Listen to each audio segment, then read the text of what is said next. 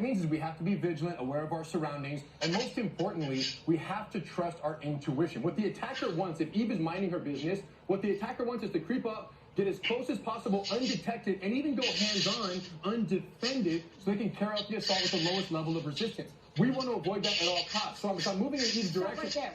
Okay, I have a few questions. Get back. I know, but all right, okay, we're good to go. So what happened right there is preemptive boundary setting, Laura. The first boundary was clear, stop right there. The second boundary with her hands up was confident, she doubled down. And the third one was crazy. At that moment, I knew she was willing to go to war. And for me, the potential attacker, I realized that she's not the easy target I anticipated she would be. So at this point, I have two options. I either retreat or I ambush and I attack further.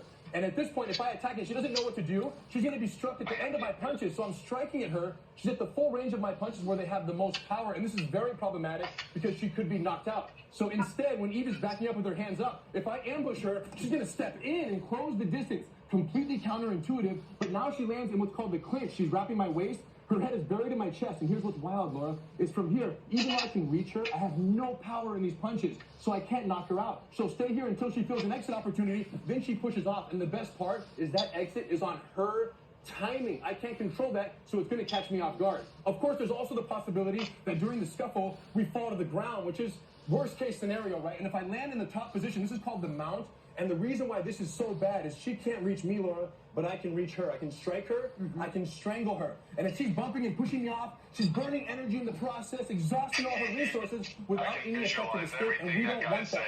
So check this out. Instead, as soon as I step over, watch what she does. 1, 2, beautiful.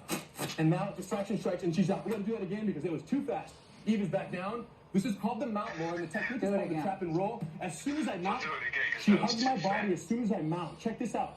And here's what's crazy. It looks kind of familiar, I'm sure. It's the same as what we did standing up, but she's doing it from the ground. Because in a fight, Laura, whoever manages the distance manages the damage that can be done. She pulls me down, she climbs up, she traps my arm, traps my foot. Look at the foot over there. And now she bridges and rolls in that direction so that I cannot stop from falling. She strikes, she gets up, and she's able to disengage and get back to her knees.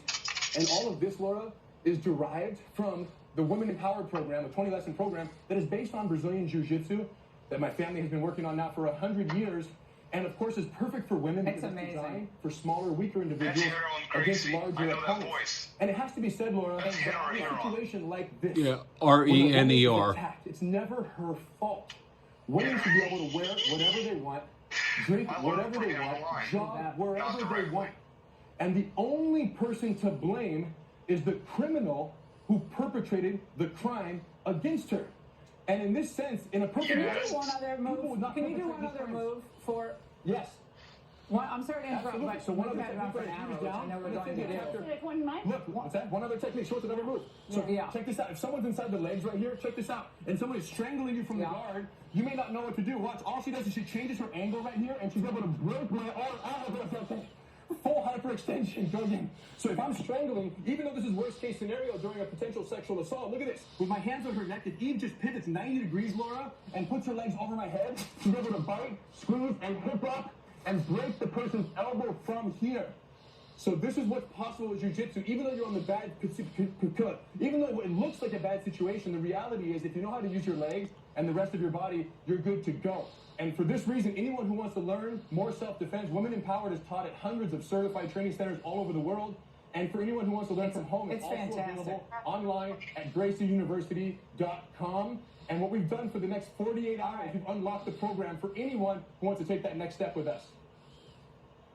Well, Rener and Eve, when we have you back, we want to see the come from behind move, because that's one of my favorites. I learned that in Krav Maga, which uses a lot of jiu-jitsu. Krav Maga does. So we're going to do that next time you come on. But thank you for these tips. Women across the country, you can defend yourself. You can protect yourself. Don't be afraid. Be strong. Have a great weekend. Jesse's next.